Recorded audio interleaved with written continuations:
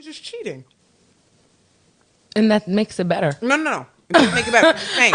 It's not that he doesn't have a dad. But the fact that he was present is good enough. The fact that he was, I don't know what type of person dad he was because Clay praises his dad. So how Yeah. did he praise So his dad? The cheating is what influenced him. Because I think he said that he used to go with his dad to the to various cheat. houses, right?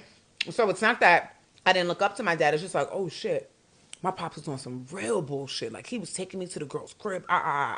He wasn't keeping it separate. So now for him, my mother was there for how long? 20 years.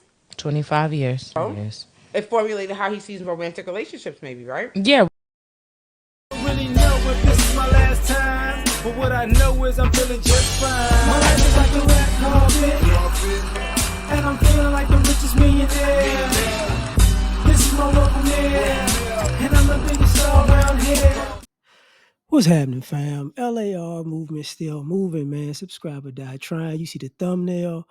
More importantly, you saw the clip, and I was thinking about it because, like, teaching kids bad relationship habits or teaching kids how to cheat, however you want to slice it, right?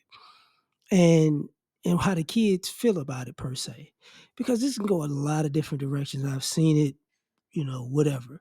Um, you can have a parent, and I do it on both sides, um, cheating and disrespect. Let's just do that because it's disrespectful. Um, I've seen parents who brought their kids with them to cheat, and some of the kids became cheaters too because they thought it was funny and fun. And at the same time, others, it really killed the relationship between them and the other parent because it's like, you're going to do my parent this way. Um, as you can find on another side of that spectrum, you have disrespectful people in relationships, and the kid and a person could be cheating, but the person they're cheating on is not treating them right, right? So then the kid like, yeah, you ain't treating them right, so you ain't treating her right, so I'm not really gonna say that because I wouldn't put up with your ish either, right? So you got that, and on the flip side of that, you got somebody not stepping out, but the kid looking at the other parent sideways. Is, why you always on some disrespectful stuff? Like it creates a wedge. You know what I'm saying? Within a relationship, and sometimes it's weird because some of these people say this is what I'll never do. If I ever got in this situation, I would never do this. And sometimes you wind up repeating the very same habit or habits because sometimes you might have a weird trust issue. Like if you watching a parent get disrespected, then you might grow up and be a person that's like, listen, I ain't gonna, if I ever see the signs of this type of behavior, I'm gonna act this way. Or you might dislike the parent who's cheating, right?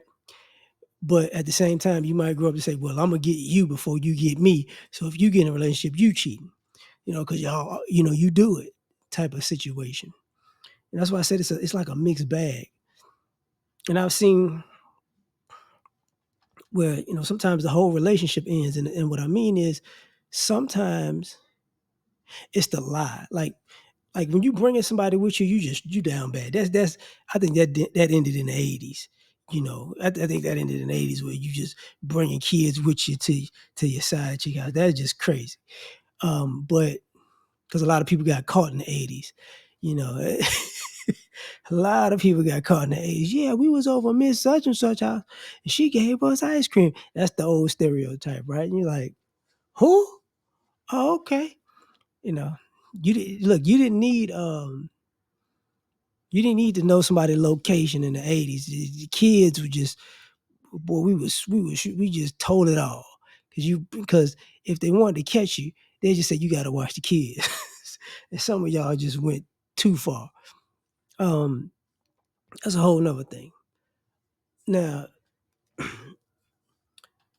but part of this, when you get to getting old and growing up with other people, sometimes you become desensitized to it.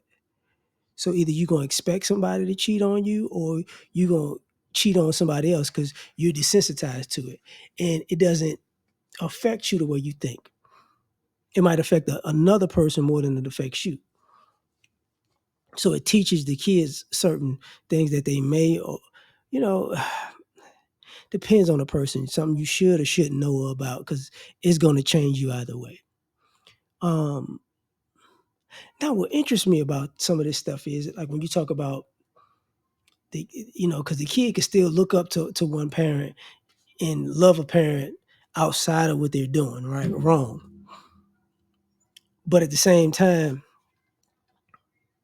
and it's weird, and I gotta say this is why guys don't really respect fathers, like fathers of daughters, because the daughters might tell the boyfriend's, fiance's husband's dad used to be on him. Oh, and then dad come around, and you better not ever do nothing to my daughter. And you looking at him, if you don't shut your mother ass up, don't tell me I should never do what you've been doing your whole damn life. Get out of my face. And then it's like, oh, I don't want my daughter to meet somebody like me. And then that whole guilt comes along, because some of y'all want to be loved by your kids so much, and sometimes y'all, and I hate to say it this way, you love your kids, but sometimes when you're doing dirt, y'all kind of get a stronger bond with your kid, because you're trying to let them know that you love them, but you also trying to, love bomb them because they're kids, so they don't blow up your spot. So in essence, the kid winds up loving the same type of person that you are, even if you're not really a good person. And then they might wind up with a person like that, whether it's a boy or a girl, becoming a man or a woman. That goes the same thing when I say, like, when the mothers do stuff or just disrespectful, you wind up with a disrespectful woman who's just like your mother, but you can't figure out where it came from, is because, you got love bomb. You might not have liked it, but she loved you, so you're looking for the inner good in the person. I just say that. So that whole aspect of it is just, it creates a level of vulnerability, in the sense of you're vulnerable to get screwed over royally, because at the end of the day, nobody's gonna really be the wiser, because I hate to say it this way, because you'll be an adult, and then your decisions that you make as an adult are your decisions that you make. So the other people who are dealing with how you were raised, or how you came up, or what you interpreted as how things should be, they're not your family. So their response is not going to be like your family's response, and their family and friends' response might not be like your family's response.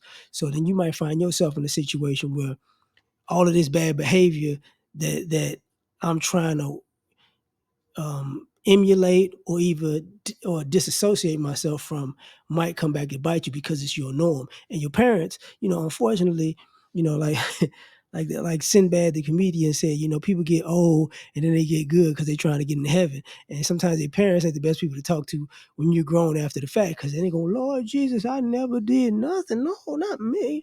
I don't know. No, I was never that. And it's like, oh, here we go with this bull, because you're trying to work through your problems, but there ain't going to be no help to fix it. So, I mean, these are some of the scenarios that happens when, you're taught relationship dysfunction.